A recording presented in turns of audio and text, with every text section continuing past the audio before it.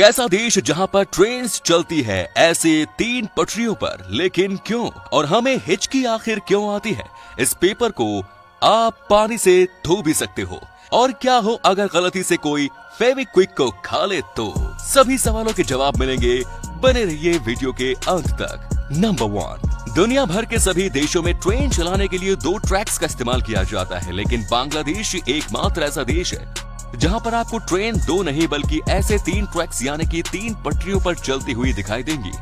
लेकिन इसके पीछे का आखिर कारण क्या है? तो आपको बता दूं कि पुराने समय में लगभग हर एक देश में ऐसे 3 ट्रैक्स की पटरियों का ही निर्माण किया जाता था, जिसके पीछे का कारण था मीटर गेज ट्रेन, जिसे छोटी लाइन की ट्रेन के नाम से भी जाना जाता था।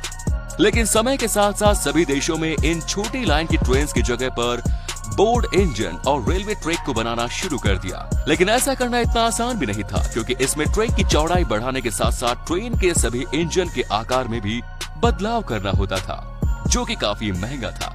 लेकिन बांग्लादेश की फाइनेंशियल कंडीशन इतनी अच्छी ना होने की वजह से उन्होंने अपनी वही पुरानी ट्रेन के मॉडल्स को ही कंटिन्यू रखा। यही कारण है कि बांग्लादेश में ट्रेन ऐसे 3 पटरियों पर चलती है। नंबर 2, दोस्तों, हम सभी घरों में टूटी हुई चीजों को जोड़ने के लिए फेविक्विक का इस्तेमाल करते आ रहे हैं, लेकिन तब क्या हो अगर कोई गलती से इसे खा ही ले तो? ऐसे में कहीं उस इंसान की जान तो नहीं चली जाएगी? तो आपको बता दूं कि फेविक्विक जैसे ही किसी मॉइस्चर या फिर नमी के कांटेक्ट में आता है तो उसके चिपकने की क्षमता पूरी तरह से नष्ट हो जाती है।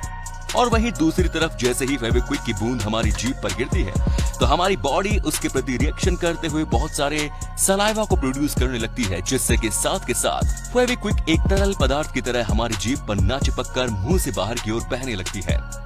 ये हमारे शरीर का एक इनबिल्ट सिस्टम होता है जो अनवांटेड चीजों को शरीर के अंदर दाखिल होने से रोकता है। साथ ही फेविक्विक को बनाने में साइनोक्राइलेट एडहेसिव का इस्तेमाल किया जाता है, जिसका इस्तेमाल तो दवाइयों में भी किया जाता है, जिससे कि गलती से भी इनके मुंह में जाने पर भी वो हमारा कुछ नुकसान नहीं करेगी।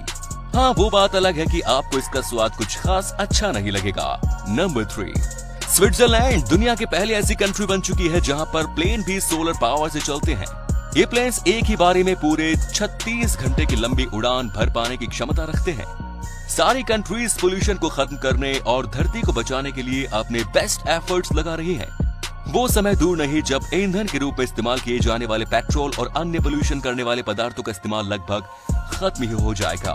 नंबर 4, गूगल दुनिया की सबसे बड़ी कंपनीज में से एक है, लेकिन क्या आप जानते हैं कि जब इनके कॉम्प्लेक्स में लगी ये घास बड़ी हो जाती है तो ये इसका क्या करते हैं?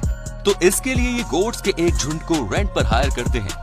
गूगल चाहे तो मशीन की मदद से इस घास को बड़ी ही जल्दी और आसानी से कटवा सकती है, लेकिन वो चाहते हैं कि ये घास वेस्ट ले जाकर किसी का पेट भरे, जो कि काफी काबिले तारीफ है। नंबर 5, खरगोश एक ऐसा जीव है जिसकी आंखें उसकी खोपड़ी के सामने ना होकर साइड्स में मौजूद होती हैं, जिसकी वजह से ये अपने चारों तरफ यानी कि 360 डिग्री में देख पाने की काबिलियत रखता है, जिसके चलते इन्हें अपने शिकारी की किसी भी तरफ से किए गए मूव का बड़ी ही आसानी से पता चल जाता है। और अपनी इसी काबिलियत की वजह से जंगल में शिकारी इतना आसानी से शिकार नहीं कर पाते।